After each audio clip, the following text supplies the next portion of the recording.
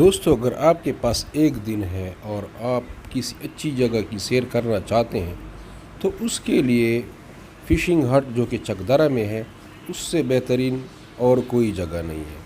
بڑا ہی خوبصورت یہ ایک پرفضا مقام ہے اور دریا کے کنارے واقع ہے، اور اس کے علاوہ پشاور سے اس کا جو راستہ ہے وہ تقریباً 45 کلومیٹر میں آپ وہاں پر پہنچ جاتے ہیں اور پھر اس کو صحیح طریقے سے انجوائے کر سکتے ہیں۔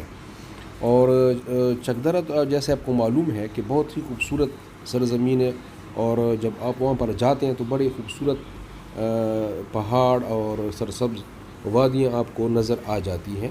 اس کے علاوہ جو ہزارہ یہ سوات موٹر وے ہے، اس میں بہت ہی خوبصورت ٹنل وغیرہ بھی بنے ہوئے ہیں، تو اس ٹنل کو بھی آپ انجوائے کر سکتے ہیں۔ بڑے خوبصورت نظر آتے ہیں، بڑے ہی اچھے طریقے سے ان کو مینیج کیا گیا ہے۔ اور یہ چکدرہ کے پل کو جیسے ہی آپ کراس کرتے ہیں تو آپ جو فشنگ ہٹ ہے وہاں پر اس پر پہنچ جاتے ہیں۔ جیسے ہی پل کراس کرتے ہیں تو چیک پوسٹ کی طرف آپ نے نہیں جانا، چیک پوسٹ سے تھوڑا سا پہلے ایک کچا راستہ جاتا ہے دائیں سمت میں، تو وہاں پر آپ نے جانا ہے اور ایک پل آپ کو نظر آ جائے گا۔ وہاں پر ایک مولک پل ہے جو کہ بڑا ہی خوبصورت بنا ہوا ہے اور مضبوط پل ہے۔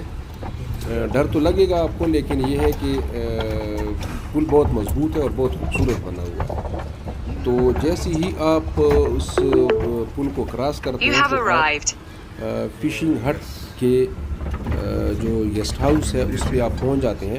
یہ فشنگ ہٹ ٹی ایم اے کے انڈر آتا ہے، اور اگر آپ نے اس کے لیے بکنگ کرنی ہے تو آپ ٹی ایم اے سے اس کی بکنگ کروا سکتے ہیں، ایک دن کے لیے، 2 دن کے لیے، جتنے دن کے لیے بھی آپ یہاں پر آنا چاہیں۔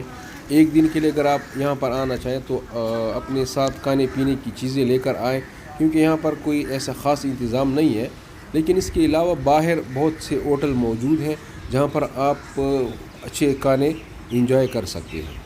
بڑا ہی یہ پرفضا مقام ہے اور بڑا خوبصورت یہ گیسٹ ہاؤس ہے، بالکل دریا کے کنارے واقع ہے۔ یہاں پر جو ان کے کا جو حملہ ہے وہ بڑا اچھا ہے اور بڑا سپورٹیو ہے وہ۔ تو اگر آپ انجوائے کرنا چاہتے ہیں تو اپنے ساتھ کھانے پینے کی اشیاء لے کر آئیں، اور اچھا تو یہ ہوگا کہ آپ چیزیں لیں اور یہاں پر ہی پکائیں، کیونکہ ایک جنگل، چھوٹا سا جنگل ہے، بڑا ہی خوبصورت بنا ہوا ہے، تو وہاں پر اکثر لوگ آتے ہیں اور کھانا ادھر ہی پکاتے ہیں اور بڑا انجوائے کرتے ہیں اس چیز کو۔